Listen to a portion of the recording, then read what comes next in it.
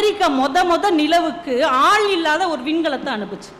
அந்த விண்கலத்துக்கு பேர் பயனியர் விண்கலம். ஆளே இல்லாம அந்த விண்கலம் நிலாவுக்கு போய் இறங்கும்.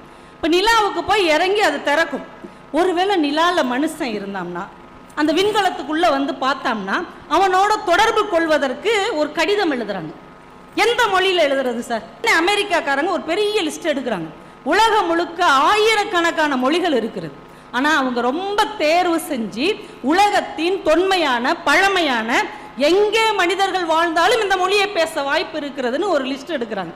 அதுல 14 மொழிகளை தேர்வு செய்கிறார்கள். அந்த 14 மொழிகளில் ஒன்று நம்முடைய தாய்மொழியாகிய தமிழ் மொழியை அவர்கள் தேர்வு செய்கிறார்.